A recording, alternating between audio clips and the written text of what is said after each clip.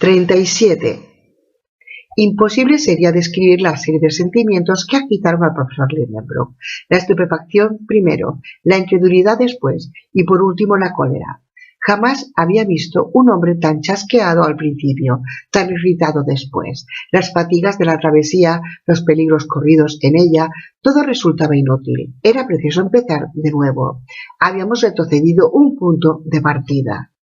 Pero mi tío se sobrepuso enseguida. «¡Ah!», exclamó, «con que la fatalidad me juega tales trastadas, con que los elementos conspiran contra mí, con que el aire, el fuego y el agua combinan sus esfuerzos para ponerse a mi paso. Pues bien, ya se verá de lo que mi voluntad es capaz. No cederé, no retrocederé una línea y veremos quién puede más, si la naturaleza o el hombre». De pie sobre la roca, amenazador colérico, Otto Lindenbrook, a semejanza del indomable Ajax, parecía desafiar a los dioses, mas yo creí oportuno intervenir y refrenar aquel ardor insensato.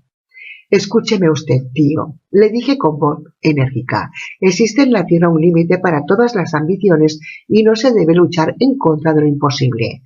No estamos bien preparados para un viaje por mar. 500 leguas no se recorren fácilmente sobre una mala balsa, con una manta por vela y mi débil bastón por mástil, y teniendo que luchar contra el viento desencadenado. No podemos gobernar nuestra balsa, somos juguete de las tempestades y solo se le puede ocurrir a unos locos el intentar por segunda vez esta travesía imposible». Por espacio de 10 minutos pude desarrollar esta serie de razonamientos, todos ellos refutables, sin ser interrumpido, pero esto se debió a que, absorbido por otras ideas, no oyó mi tío ni una palabra de mi argumentación. «¡A la balsa!», exclamó de improviso. Y esta fue la única respuesta que obtuve. Por más que supliqué y me exasperé, me estrellé contra su voluntad, más firme que el granito. Hans acababa entonces de reparar la balsa. Parecía enteramente que este extraño individuo adivinaba los pensamientos de mi tío. Con algunos trazos, Surtarbrand había consolidado el artefacto, el cual ostentaba ya una vela con cuyos flotantes pliegues jugueteaba la brisa. Dijo el profesor algunas palabras al guía, y éste comenzó enseguida a embarcar la impedimenta y a disponerlo todo para la partida. La atmósfera se hallaba despejada y el viento se sostenía del nordeste. ¿Qué podría yo hacer? ¿Luchar solo contra dos? Si al menos Hans se hubiera puesto de mi parte. Pero no, parecía como si el islandés se hubiese despojado de todo rasgo de voluntad personal y hecho voto de consagración a mi tío. Nada podía obtener de un servidor tan adicto a su amo. Era preciso seguirles. Me disponía ya a ocupar en la balsa mi sitio, acostumbrado, cuando me detuvo el profesor con la mano. «No partiremos hasta mañana», me dijo. Yo adopté la actitud de una indiferencia de hombre que se resignó a todo. «No debo olvidar nada», añadió, «y puesto que la fatalidad me ha empujado a esta parte de la costa, no la abandonaré sin haberla reconocido». Para que se comprenda esta observación, será bueno advertir que habíamos vuelto a las costas septentrionales, pero no al mismo lugar de nuestra primera partida. Puerto Groven debía estar situado más al oeste. Nada más razonable, por tanto, que examinar con cuidado los alrededores de aquel nuevo punto de recalada. «Vamos a practicar la descubierta», exclamé, y partimos los dos, dejando a Hans entregado a sus quehaceres. El espacio comprendido ante la línea donde expiraban las olas y las estribaciones del acantilado era bastante ancho, pudiéndose calcular en una media hora el tiempo necesario para recorrerla. Nuestros pies trituraban innumerables conchillas de todas formas y tamaños, pertenecientes a los animales de las épocas primitivas. Encontrábamos también enormes carapachos, cuyo diámetro era superior, con tan frecuencia a 15 pies que habían pertenecido a las gigantescas gliptodonios del período pliocénico, de los que la moderna tortuga es solo una pequeña reducción.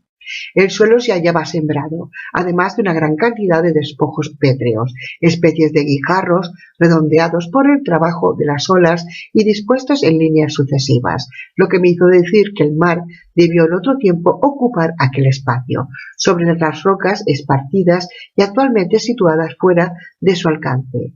Habían dejado las olas señales evidentes de su paso. Esto podría explicar hasta cierto punto la existencia de aquel océano a 40 leguas debajo de la superficie del globo, pero en mi opinión aquella masa de agua debía perderse poco a poco las entrañas de la Tierra y provenía evidentemente de las aguas del océano que se abrieron paso hasta allí a través de alguna fenda. Sin embargo, era preciso admitir que esta fenda estaba en la actualidad taponada, porque de lo contrario toda aquella inmensa caverna se habría llenado en un plazo muy corto. Tal vez esta misma agua, habiendo tenido que luchar contra los fuegos subterráneos, se había evaporado en parte, y esta era la explicación que aquellas nubes suspendidas sobre nuestras cabezas y de la producción de la electricidad que creaba tan violentas tempestades en el interior del macizo terrestre. Esta explicación de los fenómenos que habíamos presenciado me parecía satisfactoria, porque por grandes que sean las maravillas de la naturaleza, hay siempre razones físicas que puedan explicarlas. Caminábamos, pues, sobre una especie de terreno sedimentario, formado por las aguas, como todos los terrenos de este periodo, tan ampliamente distribuidas por toda la superficie del globo. El profesor examinaba atentamente todos los intersticios de las rocas, sondeando con marcado interés la profundidad de cuantas aberturas encontraba. Habíamos costeado por espacio de 1 milla las playas del mar de Lindenbrook, cuando el suelo cambió súbitamente de aspecto. Parecía removido, trastornado por una sacudida violenta de las capas inferiores. En muchos puntos, los hundimientos y protuberancias delataban una dislocación poderosa del macizo terrestre. Avanzábamos con dificultad sobre aquellas fragosidades de granito, mezclado con sílice, cuarzo y depósitos aluvionarios, cuando descubrió nuestra vista una vasta llanura cubierta de osamentas. Parecía un inmenso cementerio donde se confundían los eternos despojos de las generaciones de 20 siglos. Elevados montones de restos se extendían cual mar ondulado hasta los últimos límites del horizonte, perdiéndose entre las brumas. Se acumulaban allí, en un espacio de unas 3 millas cuadradas, toda la vida de la historia animal que apenas si ha empezado a escribirse en los demasiado recientes terrenos del mundo habitado. Una curiosidad impaciente nos atraía, sin embargo. Nuestros pies trituraban con un ruido seco los restos de aquellos animales prehistóricos, aquellos fósiles cuyos raros e interesantes despojos disputarían los museos de las grandes ciudades. Las vidas de 1 millar de Cuvieres no hubieran bastado para reconstruir los esqueletos de los seres orgánicos hacinados en aquel magnífico osario. Yo estaba estupefacto. Mi tío había elevado sus descomunales brazos hacia la espesa bóveda que nos servía de cielo. Su boca desmesuradamente abierta, sus ojos que fulguraban bajo los cristales de sus gafas, su cabeza que se movía en todas direcciones, toda su actitud, en fin, demostraba un asombro sin límites. Veíase ante una inapreciable colección de lepoterios, mericoterios, mastodontes, protopitecos, pterodáctilos y de todos los monstruos antediluvianos acumulados allí para su satisfacción personal. Imaginaos a un apasionado bibliómano transportado de repente a la famosa biblioteca de Alejandría, incendiada por Omar, y que un portentoso milagro hubiera hecho renacer de sus cenizas, y tendréis una idea del estado de ánimo del profesor Lindenbrook. Pero mayor fue su asombro cuando, corriendo a través de aquel polvo volcánico, levantó un cráneo del suelo y exclamó con voz temblorosa: «Axel, Axel, una cabeza humana». «¿Una cabeza humana, tío?», respondí, no menos sorprendido. «Sí, sobrino». «Ah, señor Milner Edward. Ah, señor Quatrefages. Qué lástima que no os encontréis aquí donde me encuentro yo, el humilde Otto Lindenbrook». 38. Para comprender esta evocación dirigida por Mitio a los ilustres sabios franceses, es preciso saber que poco antes de nuestra partida había tenido lugar un hecho de trascendental importancia para la paleontología. El 28 de marzo de 1863, unos trabajadores haciendo excavaciones en las canteras de Moulin-Quignon, cerca de Abbeville, en el departamento del Soma de Francia, bajo la dirección del señor Boucher de Perthes, encontraron una mandíbula humana 14 pies de profundidad. Era el primer fósil de esta clase sacado a la luz del día. Junto a él fueron halladas hachas de piedra y sílices tallados, coloreados y revestidos por el tiempo de una especie de barniz uniforme. Este descubrimiento produjo gran ruido no solamente en Francia, sino en Alemania e Inglaterra también. Varios sabios de Instituto francés, los señores de Quatrefages y Milner Edwards, entre otros, tomaron el asunto muy a pecho. Demostraron la incontestable autenticidad de la osamenta en cuestión y fueron los más ardientes defensores del proceso de la Quijada, según la expresión inglesa. A los geólogos del Reino Unido, señores Falconer, Brooks, Carpenter, etc., que admitieron el hecho como cierto, se sumaron los sabios alemanes, destacándose entre ellos por su calor y entusiasmo mi tío Lindenbrook. La autenticidad de un fósil humano de la época cuaternaria parecía por consiguiente incontestablemente demostrada y admitida. Cierto es que este sistema había tenido un adversario encarnizado en el señor Elias de Beaumont, sabio de autoridad bien sentada, quien sostenía que el terreno de Moulin-Quignon no pertenecía al Diluvium, sino a una capa menos antigua, y de acuerdo con este particular con Cuvier, no admitía que la especie humana hubiese sido contemporánea de los animales de la época cuaternaria. Mi tío Lindenbrook, de acuerdo con la gran mayoría de los geólogos, se había mantenido en sus 13, sosteniendo numerosas controversias y disputas, en tanto que el señor Elias de Beaumont se quedó casi solo en el bando opuesto. Conocíamos todos los detalles del asunto, pero ignorábamos que desde nuestra partida había hecho la cuestión nuevos progresos. Otras mandíbulas idénticas, aunque pertenecientes a individuos de tipos diversos y de naciones diferentes, fueron halladas en las tierras livianas y grises de ciertas grutas, en Francia, Suiza y Bélgica, como asimismo armas, herramientas, utensilios y osamentas de niños, adolescentes, adultos y ancianos. La existencia del hombre cuaternario afirmábase, pues, más cada día. Pero no era esto solo. Nuevos despojos exhumados del terreno terciario plioceno habían permitido a otros sabios más audaces aún asignar a la raza humana una antigüedad muy remota. Cierto que estos despojos no eran osamentas del hombre, sino productos de su industria, como tibias y fémures de animales fósiles, estriados de un modo regular, esculpidos, por decirlo así, y que ostentaban señales evidentes del trabajo humano. El hombre, pues, subió de un solo salto en la escala de los tiempos, un gran número de siglos. Era anterior al mastodonte y contemporáneo del Elephas meridionalis. Tenía una palabra, 100.000 años de existencia, toda vez que está en la antigüedad asignada por los más afamados geólogos a la formación de los terrenos pliocénicos. Tal era a la sazón el estado de la ciencia paleontológica, y lo que conocíamos de ella bastaba para explicar nuestra actitud en presencia de aquel osario del mar de Lindenbrook. Se comprenderán, pues, fácilmente el júbilo y la estupefacción de mi tío, sobre todo cuando 20 pasos más adelante encontró frente a sí un ejemplar del hombre cuaternario.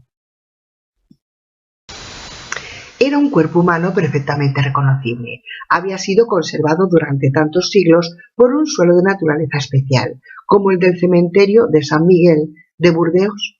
No sabría decirlo, pero aquel cadáver de piel tersa y apergaminada, con los miembros aún jugosos, por lo menos a la vista, con los dientes intactos, la cabellera abundante y las uñas de los pies y de las manos prodigiosamente largas, se presentaba ante nuestros ojos tal como había vivido. Quedé sin habla ante aquella aparición de un ser de otra edad tan remota. Mi tío, tan locuaz y discutidor de costumbre, enmudeció también. Levantamos aquel cadáver, lo enderezamos después, palpábamos su torso sonoro y él parecía mirarnos con sus órbitas vacías. Tras algunos instantes de silencio, el catedrático se sobrepuso al tío. Otto Lindenbrook, dejándose llevar de su temperamento, olvidó las circunstancias de nuestro viaje, el medio en que nos hallábamos, la inmensa caverna que nos acobijaba y, creyéndose sin duda en el Johannaeum, dando una conferencia a sus discípulos, dijo en tono doctoral, dirigiéndose a un auditorio imaginario: «Señores, tengo el honor de presentaros un hombre de la época cuaternaria. Grandes sabios han negado su existencia y otros, no menos ilustres, la han afirmado y defendido. Si se hallase aquí, los santos Tomás de la paleontología lo tocarían con el dedo y se verían obligados a reconocer su horror. Sé muy bien que la ciencia debe ponerse en guardia contra estos descubrimientos. No ignoro la inocua explotación que han hecho de los hombres fósiles de Barnum y otros charlatanes de su misma ralea. Conozco perfectamente la historia de la rótula de Agar, del supuesto cadáver de Orestes, hallado por los esparteros, y del cadáver de Asterio, de 10 codos de largo, de que nos habla Pausanias. He leído las memorias relativas al esqueleto de Trapani, descubierto en el siglo XIV, en el cual se creyó reconocer a Polifemo, y la historia del gigante desterrado durante el siglo XVI, en los alrededores de Palermo. Conocéis lo mismo que yo el análisis practicado cerca de Lucerna en 1577, de las grandes osamentas que el célebre médico Félix Plater dijo pertenecían a un gigante de 10 y 9 pies. He devorado los tratados de Casanión y todas las memorias, folletos, discursos y contradiscursos publicados a propósito del esqueleto del rey de los cimbrios, Teutoboco, el invasor de la Galia, exhumado en 1613 de un arenal del Delfinado. En el siglo XV hubiera combatido con Pedro Campet la existencia de 105 preadamitas de Scheuze. He tenido entre mis manos el escrito titulado Gigants. Aquí reapareció el defecto peculiar de mi tío, quien cuando hablaba en público no podía pronunciar los nombres difíciles. El escrito prosiguió titulado Gigant, pero se atascó de nuevo. Giganteo. Imposible. El enrevesado vocablo no quería salir. Cuánto se hubiera reído del pobre profesor en el Johanneum. Gigantosteología, concluyó por fin el profesor Lindenbrook entre dos juramentos terribles. Y animándose después prosiguió: sí, señores, no ignoro nada de eso. Sé también que Cuvier y Blumenbach han reconocido en estas osamentas simples huesos de mamut y de otros animales de la época cuaternaria. Pero en el caso actual, la duda solo sería injuria a la ciencia. Ahí tenéis el cadáver. Podéis verlo, tocarlo. No se trata de un esqueleto, sino de un cadáver intacto, conservado únicamente con un fin antropológico. No quise contradecir esta aserción. Si pudiese lavarlo en una solución de ácido sulfúrico, añadió el profesor, haría reaparecer todas las partes terrosas y esas conchillas resplandecientes incrustadas en él, pero no poseo de momento el precioso disolvente. Sin embargo, este cadáver, tal como le veis ahora, nos referirá su historia. El profesor entonces cogió el cadáver fósil, manejándolo con la destreza de los que se dedican a mostrar curiosidades. Ya lo veis, prosiguió, no tiene 6 pies de altura y nos encontramos, por tanto, a gran distancia de los pretendidos gigantes. Por lo que respecta a la raza a la cual pertenece, es incontestablemente caucásica. La raza blanca, la nuestra. El cráneo de este fósil es regularmente ovoideo, sin un desarrollo excesivo de los pómulos ni un avance exagerado de la mandíbula. No presenta ninguna señal de prognatismo que modifica el ángulo facial. Medid este ángulo y hallaréis que tiene cerca de 90 grados. Pero de ir todavía más lejos en el camino de las deducciones, y me atrevería a afirmar que este ejemplar humano pertenece a la familia que se extiende desde la India hasta los límites de Europa occidental. No sonríais, señores. No se reía nadie, pero era tal la costumbre que el profesor tenía que ver sonreír a todo el mundo durante sus sabias disertaciones. Sí, prosiguió animándose de nuevo, se trata de un hombre fósil y contemporáneo de los mastodontes, cuyas osamentas llenan este anfiteatro. Pero no osaré deciros por qué vía han llegado aquí, de qué modo esas capas donde yacían se han deslizado hasta esta enorme caverna del globo. Sin duda, en la época cuaternaria se verificaban aún trastornos considerables en la corteza terrestre. El enfriamiento continuo del globo producía grietas, fendas, hendeduras por las cuales se escurría probablemente una parte del terreno superior. No quiere esto decir que sustente yo esta teoría, pero el hecho es que aquí tenemos al hombre rodeado de las obras de su propia mano, de esas hachas, de esos sílices tallados que han constituido la edad de piedra, y a menos que no haya venido como yo, como un excursionista, como un cultivador de la ciencia, no puedo poner en duda la autenticidad de su remoto origen. Enmudeció el profesor y prorrumpieron mis manos en unánimes aplausos. Por otra parte, mi tío tenía razón, y otros bastante más sabios que su sobrino habrían tenido que tentarse la ropa antes de tratar de combatirle. Otro indicio, aquel cadáver fosilizado no era el único que había en aquel inmenso osario. A cada paso que dábamos encontramos otros nuevos, de suerte que mi tío tenía donde elegir el más maravilloso ejemplar para convencer a los incrédulos. A decir verdad, era un asombroso espectáculo el que ofrecían aquellas generaciones de hombres y de animales confundidos en aquel cementerio, pero se nos presentaba una grave cuestión que no osábamos resolver. Aquellos seres animados se habían deslizado mediante una conmoción del suelo hasta las playas del mar de Lindenbrook, cuyo ya estaban convertidos en polvo, o vivieron allí, en aquel mundo subterráneo, bajo aquel cielo fantástico, naciendo y muriendo como los habitantes de la superficie de la tierra. Hasta entonces solo se nos habían presentado vivos los peces y los monstruos marinos. ¿Erraría aún por aquellas playas desiertas algún hombre del abismo?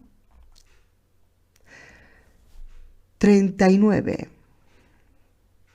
Nuestros pies siguieron hollando durante media hora, aún aquellas capas de osamentas. Avanzamos impulsados por una ardiente curiosidad que otras maravillas y tesoros para la ciencia encerraba aquella caverna.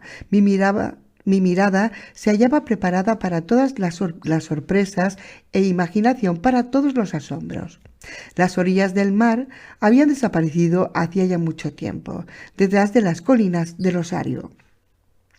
El imprudente profesor se alejaba demasiado conmigo sin miedo de extraviarse. Avanzábamos en silencio, bañados por las ondas eléctricas, por un fenómeno que no puedo explicar, y gracias a su difusión, que entonces era completo, alumbraba a la luz de una manera uniforme las diversas superficies de los objetos. Como no dimanaba de ningún foco situado en una punta determinada del espacio, no producía efecto alguno de sombra.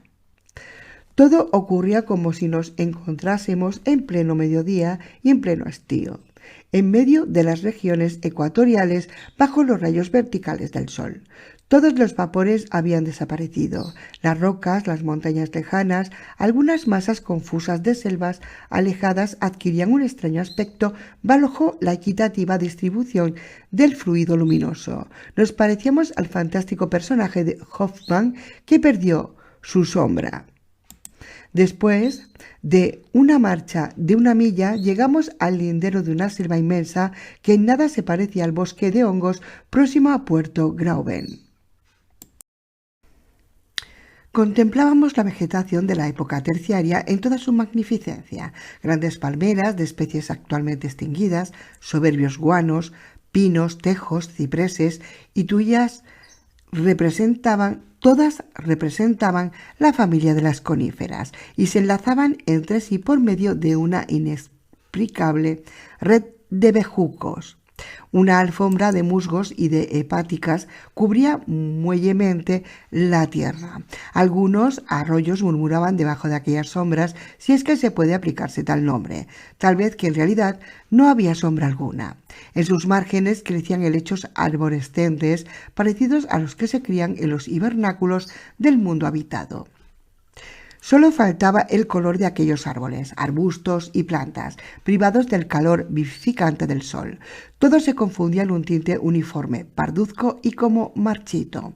Las hojas no poseían su natural verdor y las flores, tan abundantes en aquella época terciaria que las vio nacer sin color ni perfume a la sazón, parecían hechos de papel descolorido bajo la acción de la luz. Mi tío Lindenbrook se aventuró bajo aquellas gigantescas selvas. Yo le seguí, no sin cierta aprensión, puesto que la naturaleza había acumulado allí una abundante alimentación vegetal. ¿Quién nos aseguraba que no había en su interior formidables mamíferos? Veía los amplios claros que dejaban los árboles derribados y carcomidos por la acción del tiempo, plantas leguminosas, acerinas, rubráceas y mil otras especies comestibles codiciadas por los rumiantes de todos los periodos. Después aparecían confundidos y entremezclados. Los árboles de las regiones más diversas de la superficie del globo crecían la encina al lado de la palmera. El eucalipto australiano se apoyaba en el abeto de Noruega. El abedul del norte entrelazaba sus ramas con las del cauris zelandés. Había suficiente motivo para confundir la razón de los más ingeniosos clasificadores de la botánica terrestre. De repente me detuve con la mirada a mi tío. La difusa luz permitía distinguir los menores objetos en la profundidad de la selva. Había creído ver... No, veía en realidad con mis ojos unas sombras inmensas agitarse debajo de los árboles. Eran efectivamente animales gigantescos, todo un rebaño de mastodontes, no ya fósiles, sino vivos, parecidos a aquellos cuyos restos fueron descubiertos en 1801 en los pantanos de Ohio.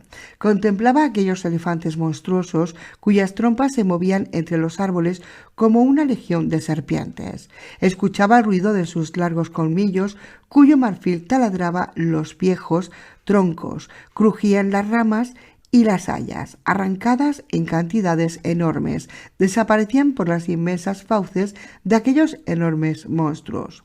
El sueño en que había visto renacer todo el mundo de los tiempos prehistóricos, de las épocas ternarias y cuaternaria, tomaba forma real, y estábamos allí, solos en las entrañas del globo, a merced de sus feroces habitantes. Mi tío miraba atónito. «Vamos», dijo de repente, asiéndome por el brazo. «Adelante, adelante». «No», exclamé, «carecemos de armas. ¿Qué haríamos en medio de ese rebaño de gigantescos cuadrúpedos? Venga, tío, venga. Ninguna criatura humana podría desafiar impunemente la cólera de esos monstruos». «Ninguna criatura humana», respondió mi tío bajo la voz. «Te engañas, Axel. Mira hacia allí. Me parece que veo un ser viviente, un ser semejante a nosotros, un hombre». Miré encogiéndome de hombros, resuelto a llevar mi incredulidad hasta los últimos límites, pero no tuve más remedio que rendirme a la evidencia. En efecto, a menos de un cuarto de hora, apoyado sobre el tronco de un enorme cauris, un ser humano, un proteo de aquellas subterráneas regiones, un nuevo hijo de Neptuno, apacentaba aquel innumerable rebaño de mastodontes. In manis pecoris, custos immanior ipse. Sí, immanior ipse, no se trataba ya del ser fósil cuyo cadáver habíamos levantado en el osario, sino de un gigante capaz de imponer su voluntad a aquellos monstruos. Su talla era mayor de 12 pies, su cabeza del tamaño de la de un búfalo. Desaparecía entre las espesuras de una cabellera inculta, de una melena de crines parecida a la de los elefantes de las primitivas edades. Blandía en su mano un enorme tronco, digno de aquel pastor antediluviano. Habíamos quedado inmóviles, estupefactos. Podíamos ser de un momento autodescubiertos. Había que huir. Venga usted, exclamé, tirando de mi tío, quien por primera vez hubo de dejarse arrastrar. Un cuarto de hora más tarde nos hallábamos fuera de la vista de aquel formidable enemigo. Y ahora que pienso en ello, con tranquilidad, ahora que ha renacido la calma en mi espíritu y han transcurrido meses desde ese extraño, sobrenatural encuentro, ¿qué debo pensar? ¿Qué creer? No, es imposible. Hemos sido juguete de una alucinación de los sentidos. Nuestros ojos no vieron lo que creyeron ver. No existe en aquel mundo subterráneo ningún hombre. No habita aquellas cavernas inferiores del globo una generación humana que no sospecha la existencia de los pobladores de la superficie, ni se encuentra con ellos en comunicación. Es una insensatez, una locura. Prefiero admitir la existencia de algún animal cuya estructura se aproxime a la humana, de algún enorme simio de las primeras épocas geológicas, de algún protopiteco, de algún mesopiteco parecido al que descubrió el señor Lartet en el lecho osífero de Sansan. Sin embargo, la talla del que vimos nosotros excedía todas las medidas dadas por la paleontología moderna. Mas no importa, era un simio, sí, un simio, por inverosímil que sea, pero un hombre vivo y con él toda una generación sepultada en las extrañas de la tierra es completamente imposible. Eso jamás. Entretanto, habíamos abandonado la selva clara y luminosa, mudos de asombro, anonadados bajo el peso de una estupefacción rayana. En embrutecimiento corríamos a pesar nuestro. Era aquello una verdadera huida, semejante a esos arrastres espantosos que creemos sufrir en ciertas pesadillas. Instintivamente nos dirigíamos hacia el mar de Lindenbrook, y no sé en qué divagaciones se hubiera extraviado mi espíritu, a no ser por una preocupación que me condujo a observaciones más prácticas. Entretanto, habíamos abandonado la selva clara y luminosa, mudos de asombro, anonadados bajo el peso de una estupefacción rayana en el embrutamiento. Corríamos a pesar nuestro. Era aquello una verdadera huida, semejante a esos arrastres espantosos que creemos sufrir en ciertas pesadillas. Instintivamente nos dirigíamos hacia el mar de Lindenbrook y no sé en qué divagaciones se hubiera extraviado mi espíritu, a no ser por una preocupación que me condujo a observaciones más prácticas. Aunque estaba seguro de pisar un suelo que jamás hollaron mis pasos, advertía con frecuencia ciertos grupos de rocas cuya forma me recordaba a los del puerto Groven. A veces había motivo sobrado para equivocarme. Centenares de arroyos y cascadas precipitábanse saltando entre las rocas. Me parecía ver la capa del Surtanbrand, nuestro Fjellhansbach y la gruta en que había yo recobrado la vida. Algunos pasos más lejos, la disposición de las estribaciones del monte, la aparición de un mochuelo, el perfil sorprendente de una roca, venía a sumergirme de nuevo en un piélago de dudas. El profesor participaba de mi indecisión. No podía orientarse en medio de aquel uniforme panorama. Lo comprendí por algunas palabras que hubieron de escapársele. Evidentemente, le dije, no hemos vuelto a nuestro punto de partida, pero no cabe duda de que, contorneando la playa, nos aproximaremos a Puerto Grauben.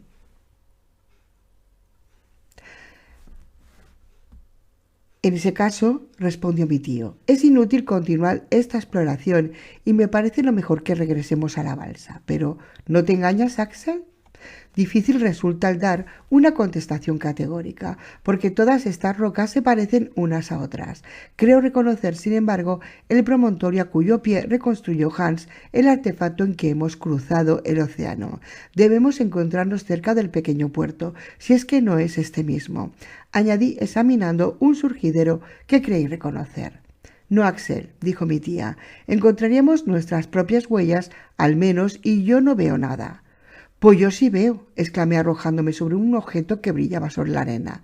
¿Qué es eso? Mire usted, exclamé, mostrando a mi tío un puñal que acababa de recoger. Calma, dijo este último. ¿Habías tú traído ese arma contigo? No, ciertamente. Supongo que la habrá traído usted. No que yo sepa. Es la primera vez que veo semejante objeto. Lo mismo me ocurre a mí, tío. Es extraño. No, por cierto, es sumamente sencillo. Los islandeses suelen llevar consigo esta clase de armas, y está perfectamente sin duda a nuestro guía, que la ha perdido en la playa. A Hans, dijo mi tío con acento de duda, sacudiendo la cabeza. Después examinó el arma atentamente. Axel, me dijo, al fin con grave acento, este puñal es un arma del siglo XVI, una verdadera daga de las que los caballeros llevaban a la cintura para asestar el golpe de gracia al adversario. Es de origen español y no ha pertenecido ni a Hans, ni a ti, ni a mí. ¿Cómo? ¿Quiere usted decir que...?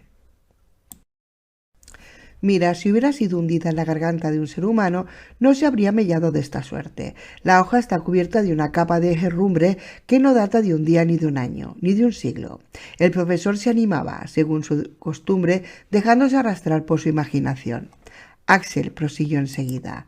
Nos encontramos en el verdadero camino del gran descubrimiento. Este puñal ha permanecido abandonado sobre la arena por espacio de 100, 200, 300 años y se ha mellado contra las rocas de este mar subterráneo. Mas no habrá venido solo ni se habrá mellado por sí mismo, exclamé. Alguien nos habrá precedido. Sí, un hombre. ¿Y ese hombre quién ha sido? Ese hombre ha grabado su nombre con este puñal. Ese hombre ha querido señalarnos otra vez con su propia mano el camino del centro de la tierra. Busquémosle, busquémosle.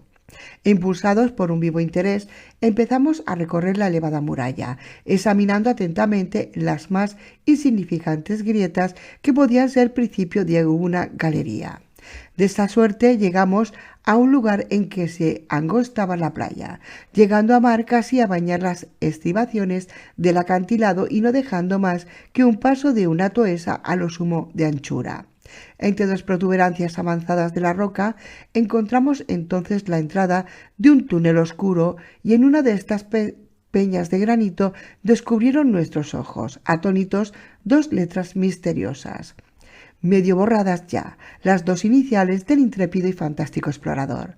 A.S., exclamó mi tío, Arn Sagnussen, siempre Ark Annussen. 40.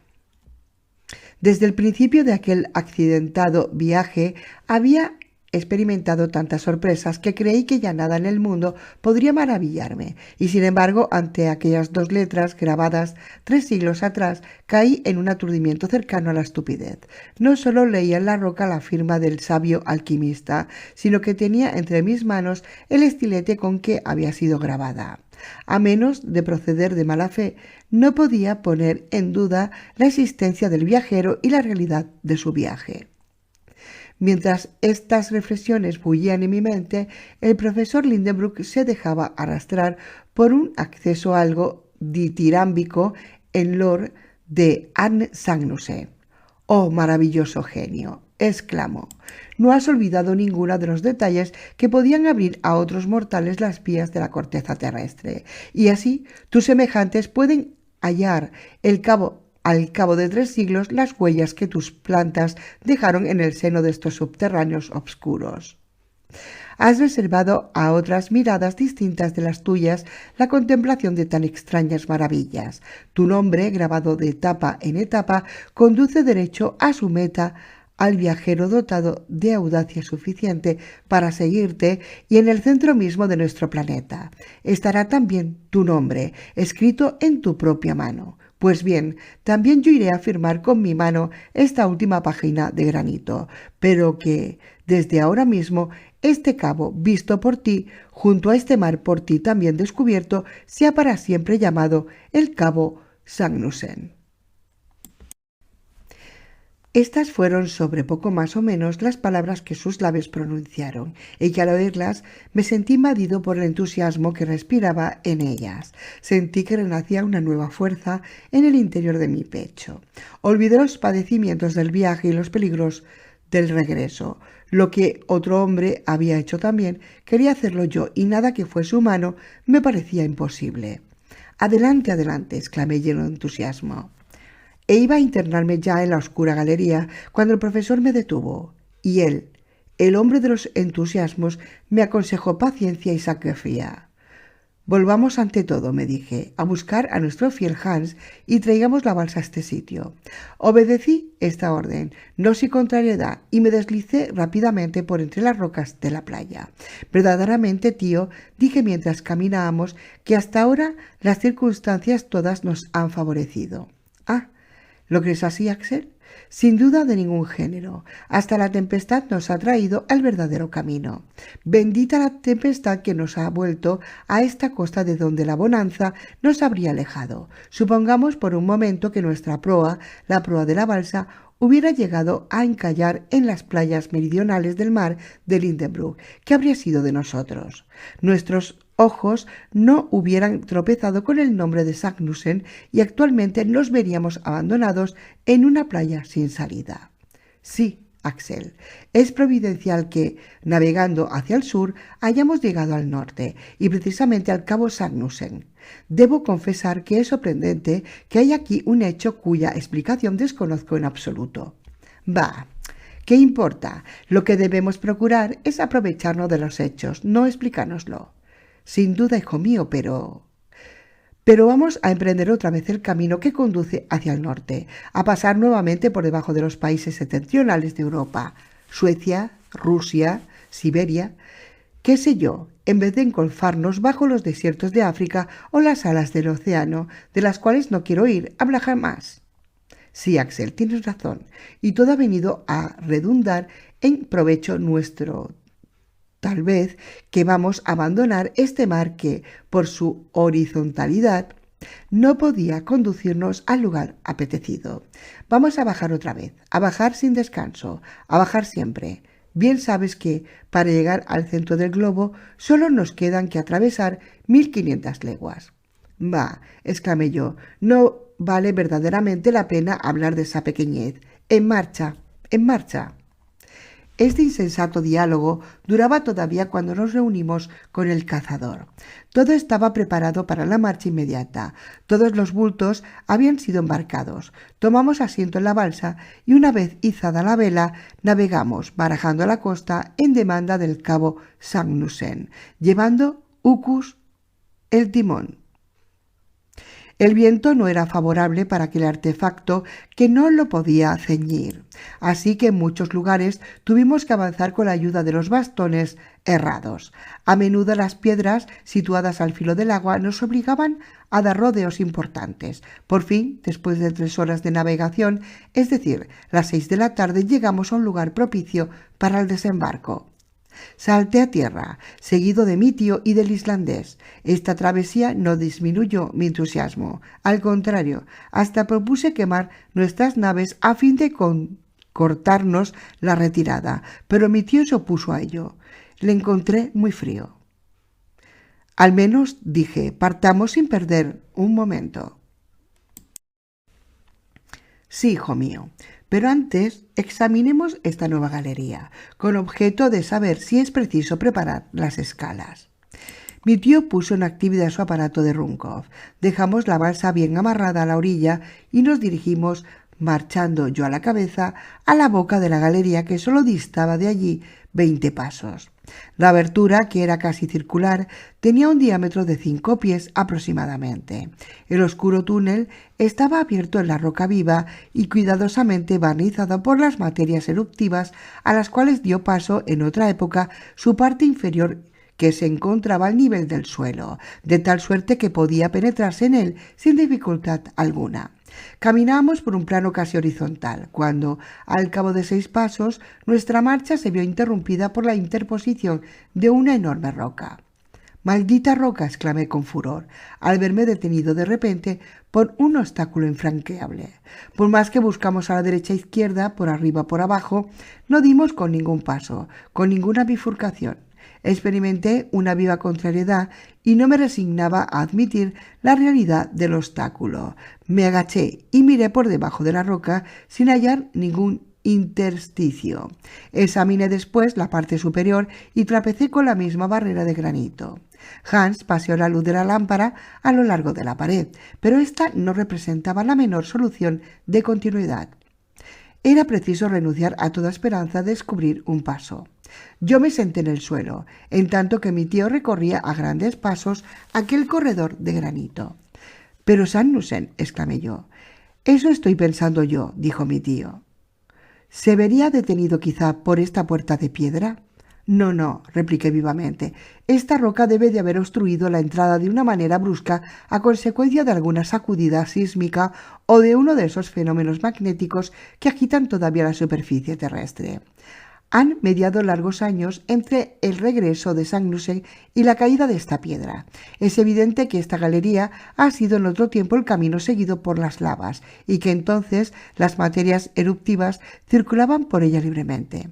Mire usted, hay grietas recientes que surcan este hecho de granito, construido con trazos de piedras enormes, como si la mano de algún gigante hubiera trabajado en esta obstrucción.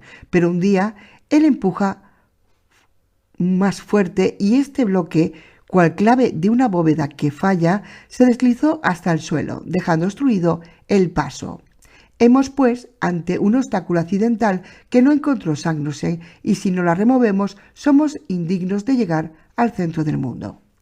Este era mi lenguaje, cual si el alma del profesor se hubiese albergado en mí toda entera.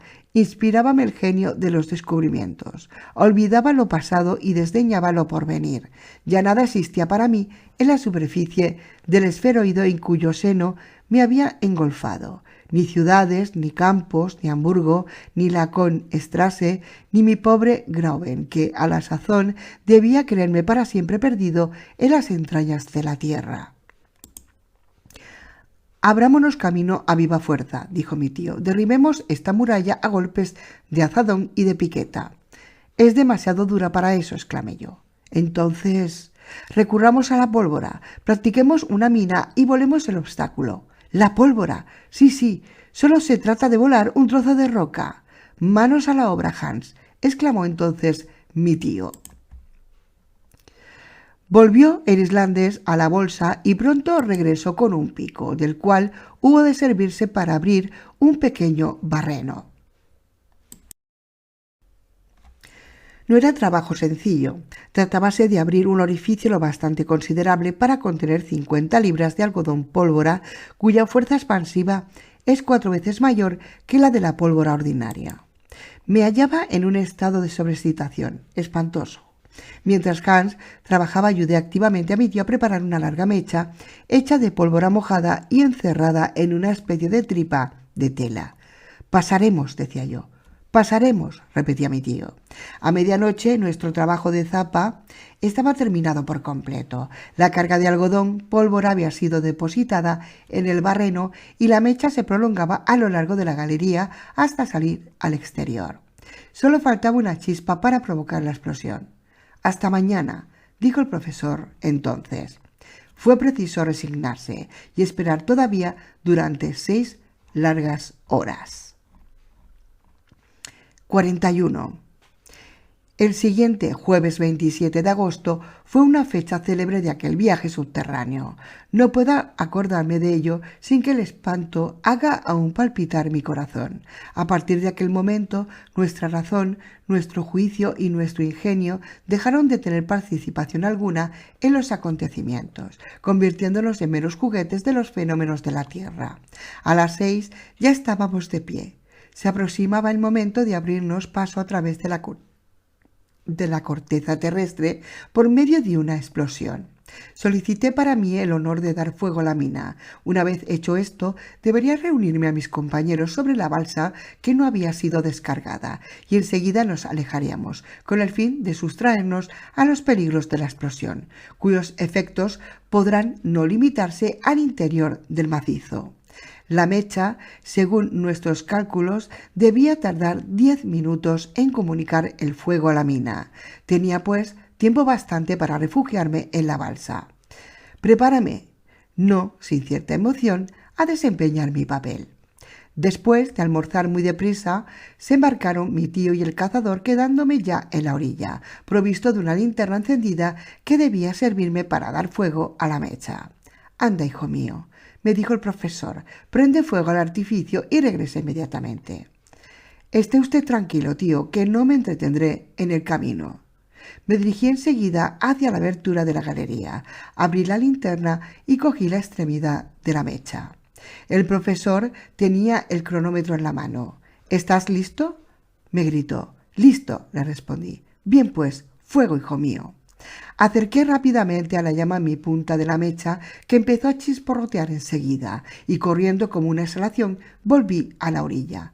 Embarca, hijo mío, que vamos a desatracar. Salté a bordo y Hans, de un violento empujón, nos impulsó hacia el mar, alejándose de la balsa unas 20 toesas. Fue un momento de viva ansiedad. El profesor no apartaba la vista de las manecillas del cronómetro. Faltan 5 minutos, decía. Faltan 4. Faltan 3. Mi pulso latía con violencia. Faltan 2. Falta 1. Desplomaos, montañas de granito. ¿Qué sucedió entonces?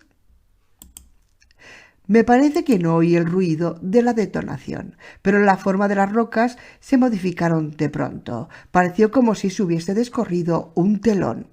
Vi abrirse en la misma playa un insondable abismo. El mar, como presa de un vértigo horrible, se convirtió en una ola enorme, sobre lo cual se levantó la bolsa casi perpendicularmente.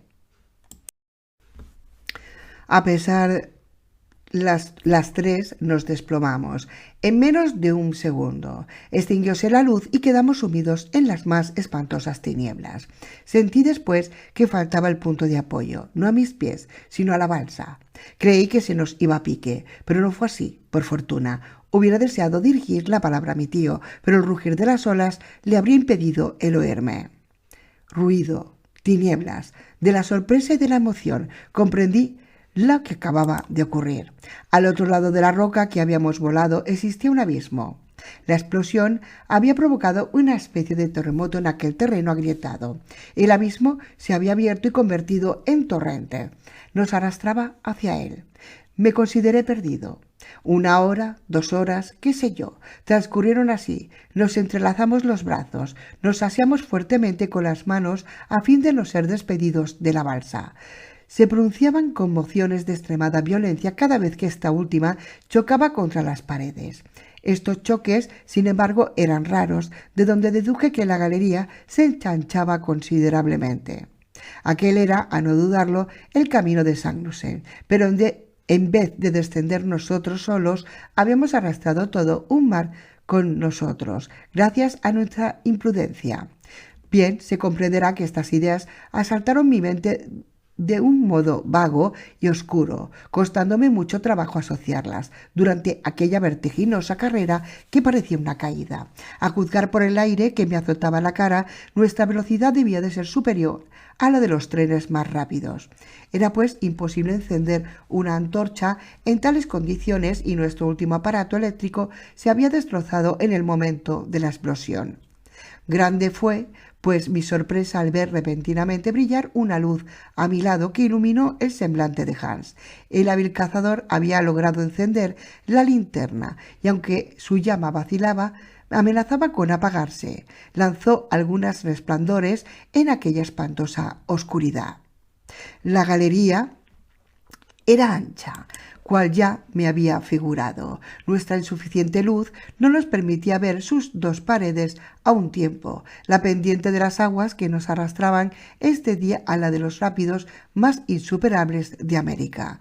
Su superficie parecía formada por un haz de flechas líquidas, lanzadas con extrema violencia. No encuentro otra comparación que exprese mejor mi idea.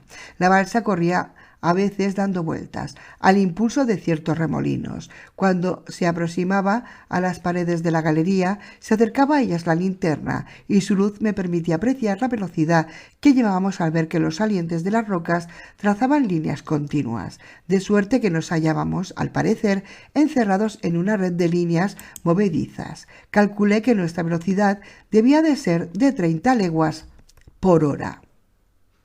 Mi tío y yo nos mirábamos con inquietud, agarrados al trozo de mástil que quedaba, pues en el momento de la explosión este último se había roto en 2 pedazos. Marchábamos con la espalda vuelta al aire para que nos asfixiase la rapidez de un movimiento que ningún poder humano podía contrarrestar. Las horas, entre tanto, transcurrían y la situación no cambiaba, hasta que un nuevo incidente vino a complicarla. Como trataba de arreglar un poco la carga, vi que la mayor parte de los objetos que componían nuestro impedimento habían desaparecido en el momento de la explosión, cuando fuimos envueltos por el mar.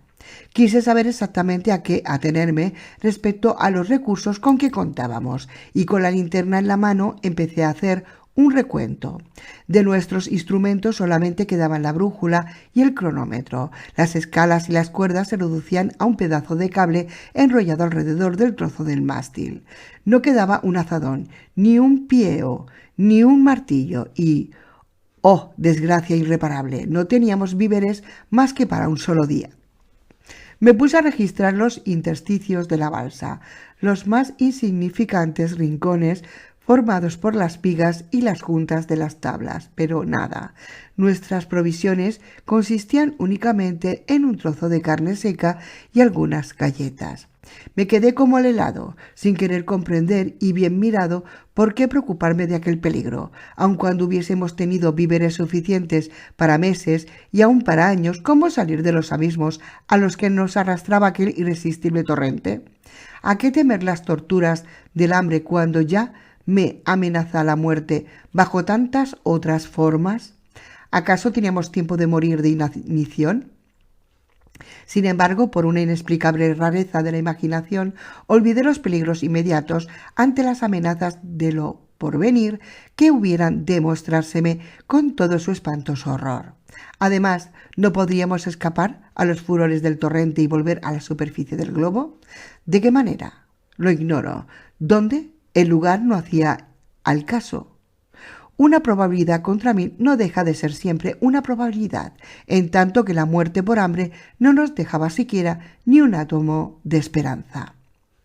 Entonces se me ocurrió la idea de decírselo todo a mi tío, de manifestarle el desamparo en que nos encontrábamos y de hacer el cálculo exacto del tiempo que nos quedaba de vida. Pero tuve el valor de callarme. Quise que conservase toda su serenidad.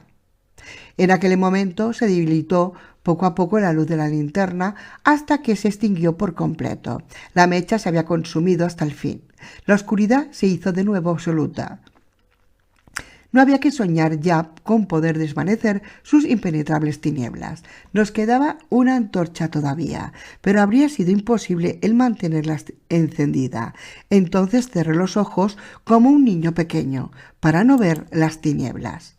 Después de un periodo de tiempo bastante considerable, se redobló la velocidad de nuestra vertiginosa carrera.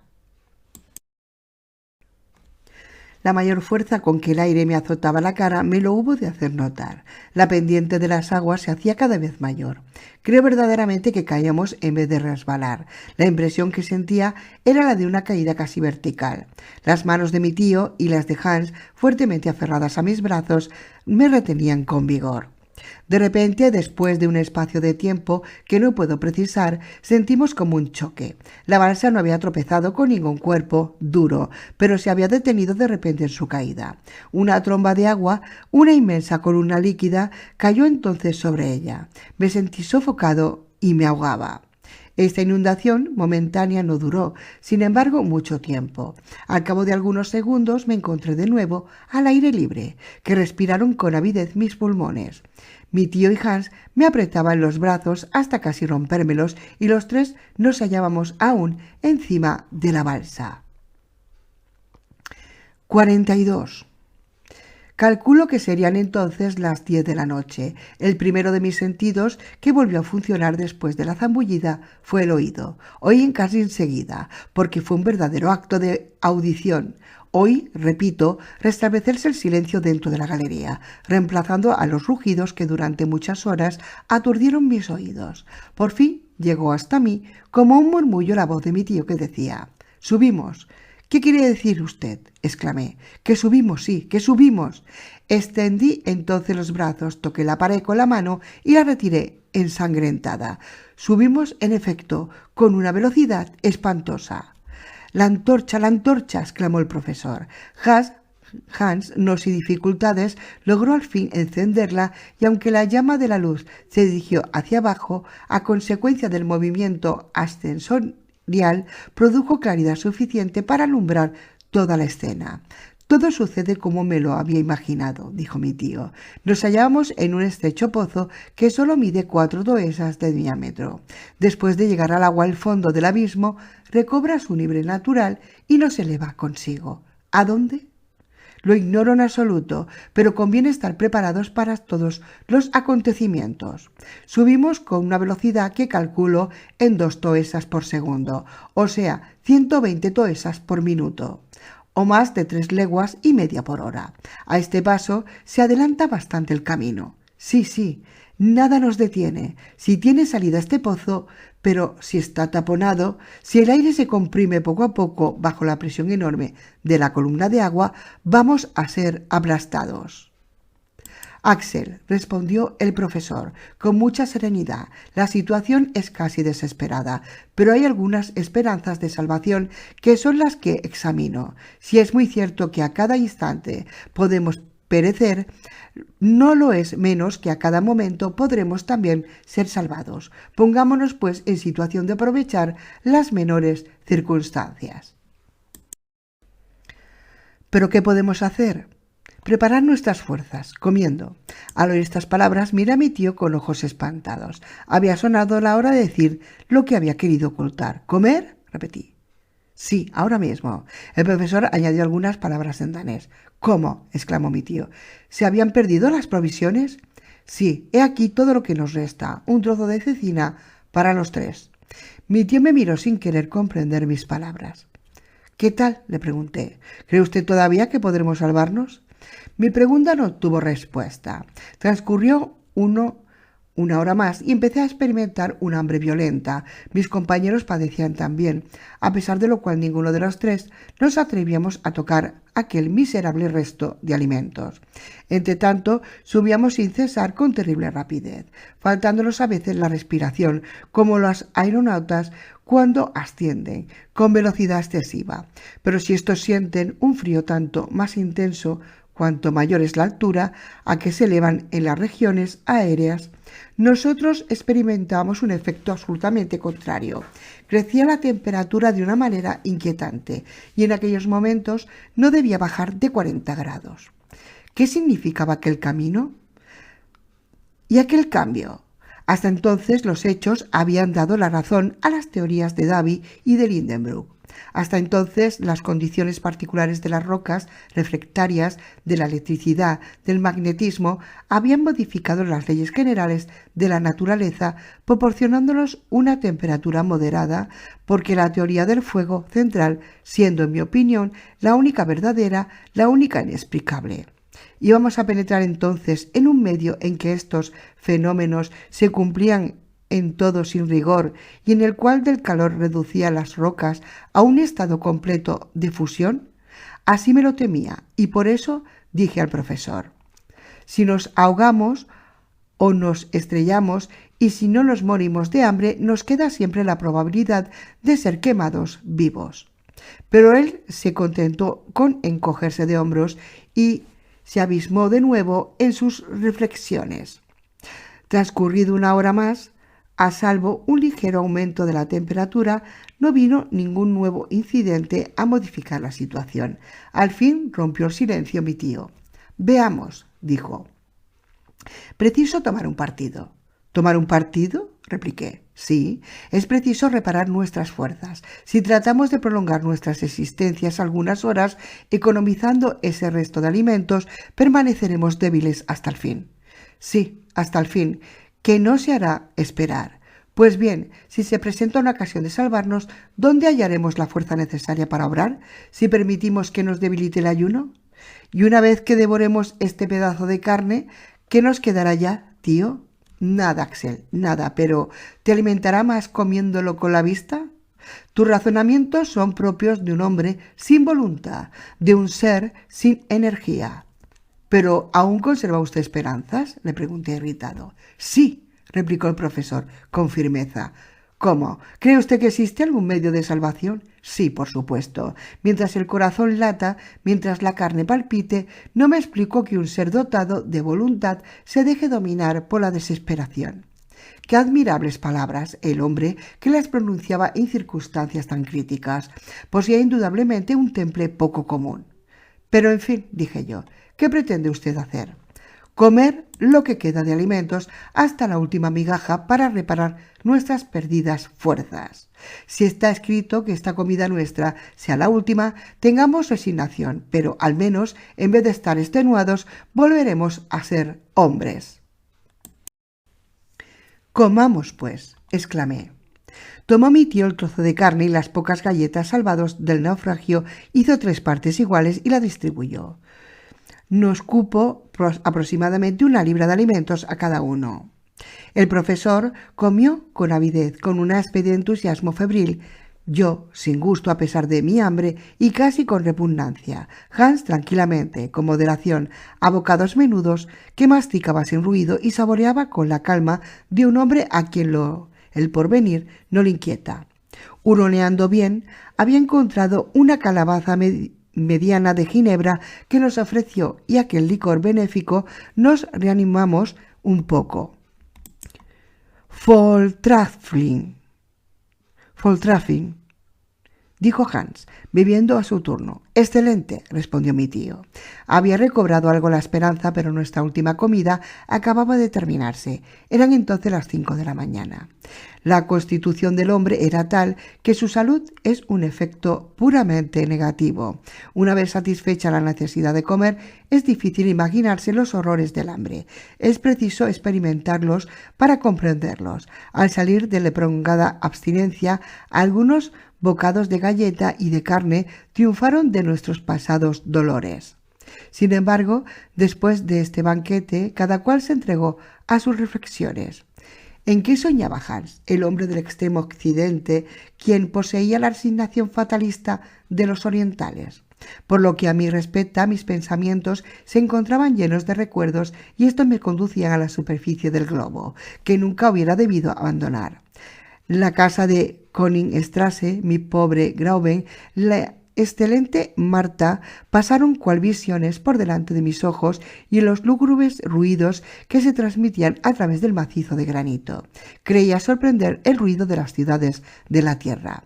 Por lo que respecta a mi tío, aferrado siempre a su idea, examinaba con escrupulosa atención la naturaleza de los terrenos. Trataba de darse cuenta de su situación, observando las capas superpuestas.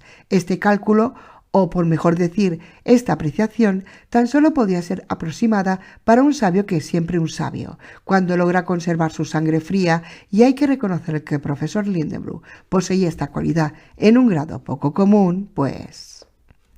Le oía murmurar palabras de la ciencia geológica que me eran bien conocidas, y esto era causa de que, aun a mi pesar, me interesase en aquel supremo estudio. Granito eruptivo, decía, nos hallamos aún en la época primitiva, pero como ascendemos sin cesar, ¿quién sabe todavía? ¿Quién sabe?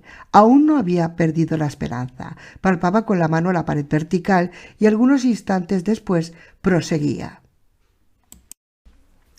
He aquí los neis, he aquí los micaesquistos. Bueno, pronto llegarán los terrenos de la época de transición. Y entonces, ¿qué quería decir el profesor?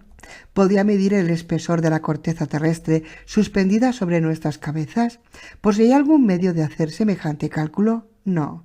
Le faltaba el manómetro y la mera apreciación no podía suplir sus preciosas indicaciones. Sin embargo, la temperatura aumentaba en progresión importante y me sentía bañado de sudor en medio de una atmósfera abrasadora. Solo podía compararla al calor que despiden los hornos de una fundición cuando efectúan las coladas. Poco a poco, Hans, mi tío y yo nos habíamos ido despojando de nuestras chaquetas y chalecos. La prenda más ligera causaba un gran malestar, por no decir sufrimiento. ¿Será acaso que subimos hacia un foco incandescente?, exclamé en un momento en que el calor aumentaba.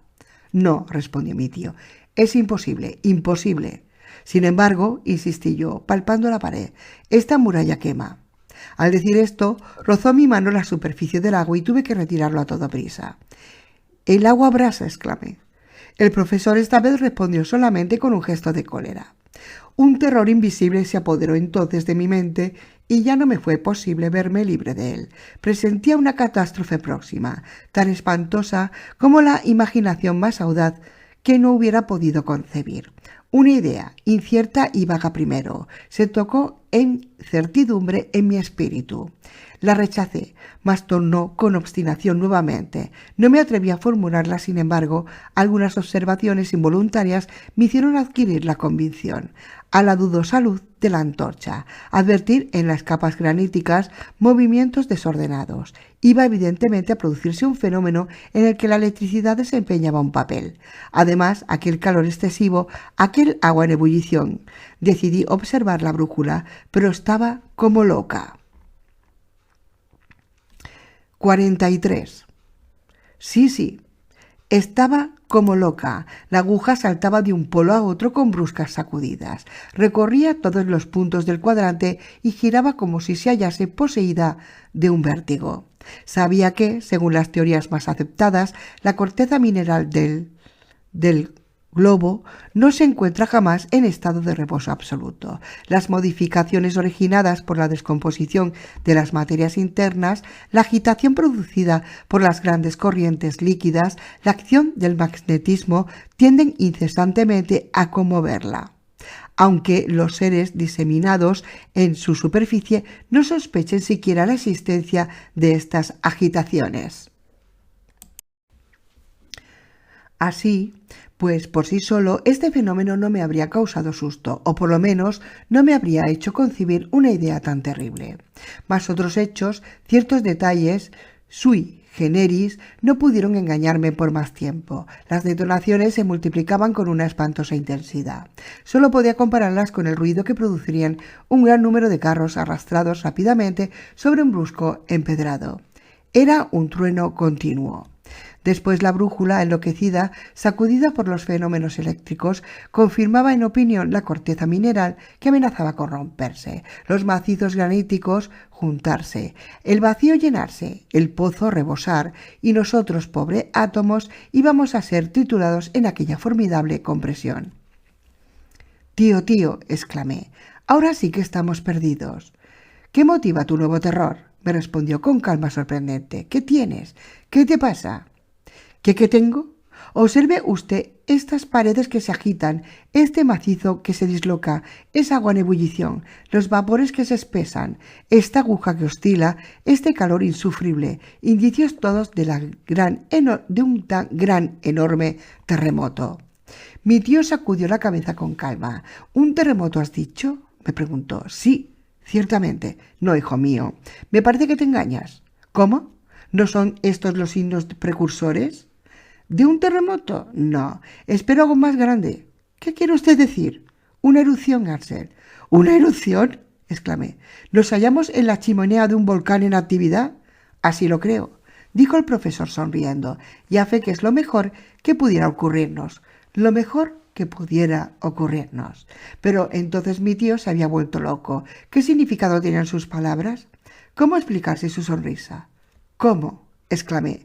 Nos hallamos envueltos en una erupción volcánica. La fatalidad nos ha arrojado en el camino de las lavas incandescentes, de las rocas encendidas, de las aguas hirvientes, de todas las materias eruptivas. Vamos a ser repelidos, expulsados, arrojados, vomitados, lanzados al espacio entre rocas enormes, en medio de una lluvia de cenizas y de escorias, envueltos en un torbellino de llamas. ¿Y aún se atreve usted a decir que es lo mejor que pudiera sucedernos? Sí, dijo el profesor mirándome por encima de las gafas, porque es la única probabilidad que tenemos de volver a la superficie de la Tierra. Renuncié a enumerar las 1000 ideas que cruzaron entonces por mi mente.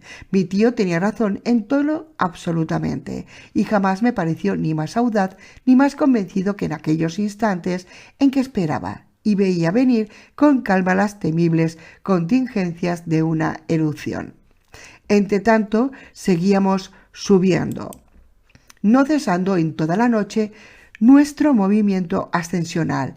El estrépito que nos rodeaba crecía constantemente. Me sentía casi asfixiado y estaba convencido de que mi última hora se acercaba. Sin embargo, la imaginación es tan rara que me entregué a una serie de reflexiones verdaderamente pueriles.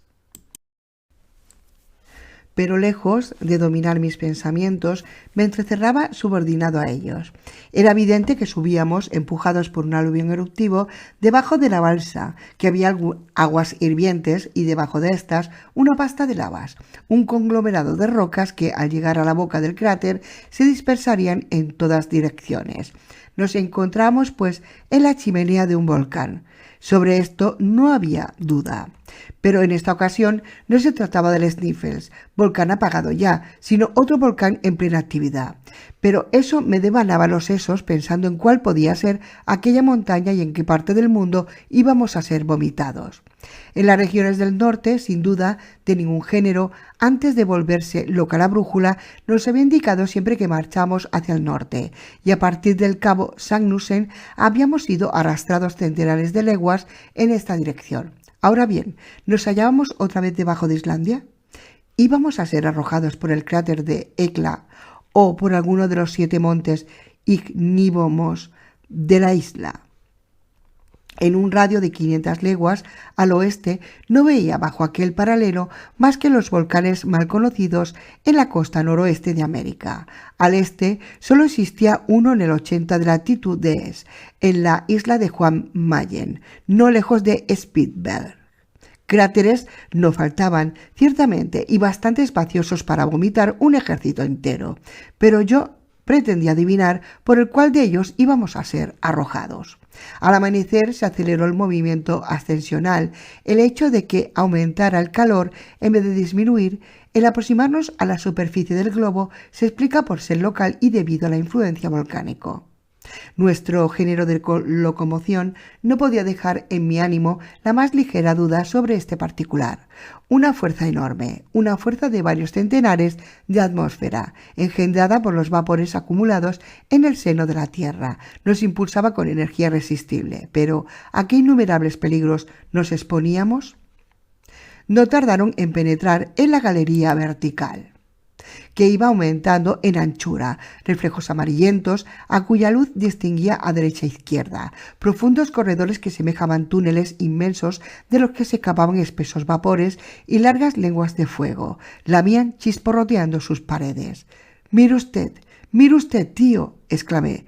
«No te importe, son llamas sulfurosas que no faltan en ninguna erupción. Pero ¿y si nos envuelven? No nos envolverán». «Pero, ¿y si nos asfixian?»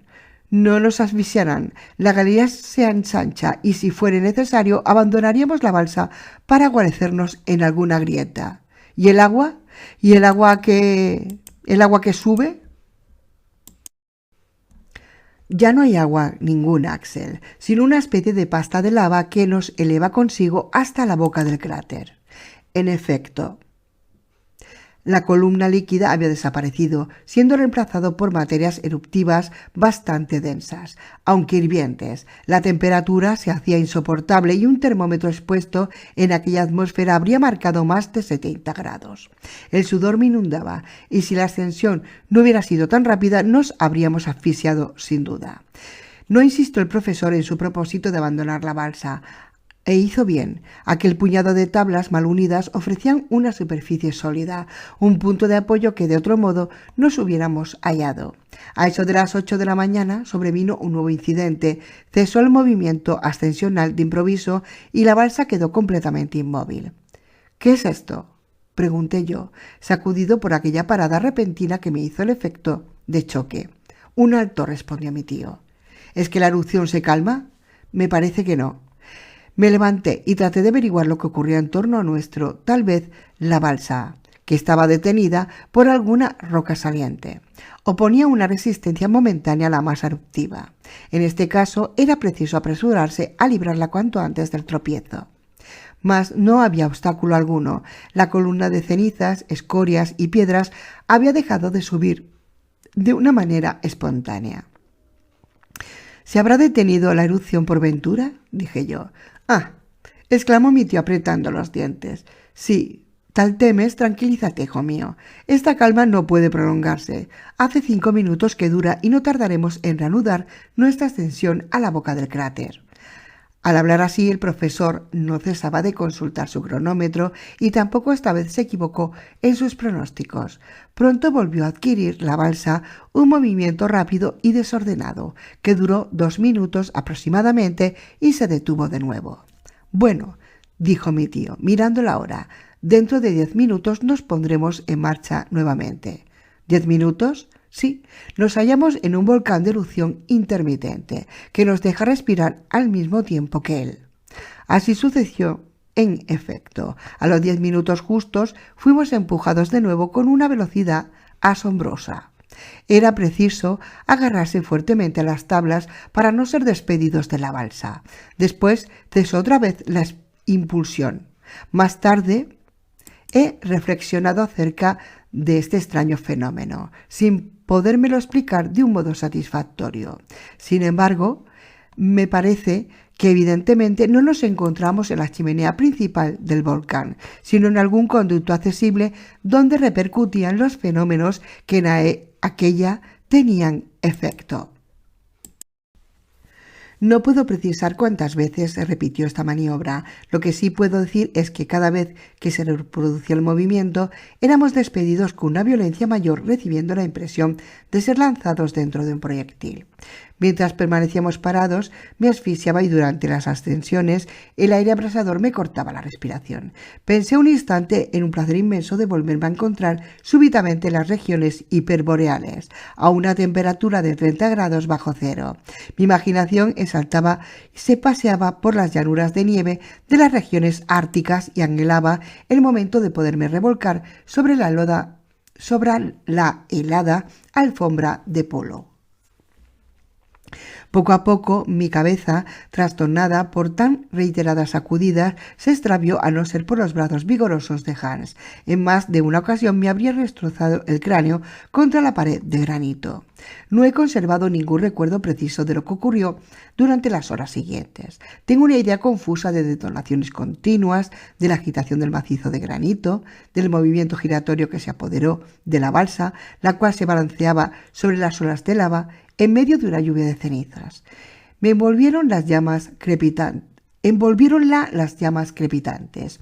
Un viento huracanado, como despedido por un ventilador colosal, activaba los fuegos subterráneos.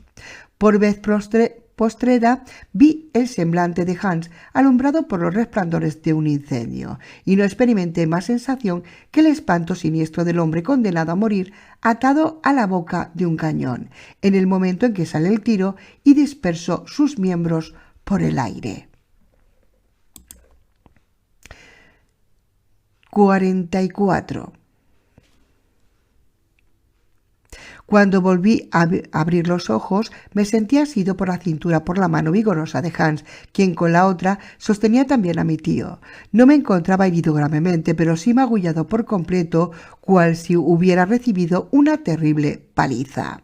Me encontré tendido sobre la vertiente de una montaña, a 2 pasos de un abismo en el cual me habría precipitado al menor movimiento. Hans me había salvado de la muerte mientras rodeaba por los flancos del cráter. «¿Dónde estamos?», preguntó mi tío, dando muestras de gran irritación por haber salido a la superficie de la tierra. El cazador se encogió de hombros para manifestar su ignorancia.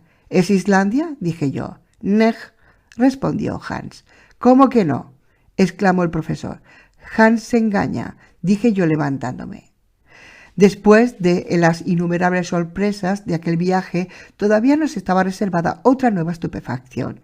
Me esperaba ver en un cono cubierto de nieves eternas, en medio de los áridos desiertos de las regiones septentrionales, bajo los pálidos rayos de un cielo polar. Más allá de las más elevadas latitudes, más en contra de todas mis suposiciones, mi tío, el islandés y yo, nos hallábamos tendidos hacia la mitad de la escarpada vertiente de una montaña calcinada por los ardores de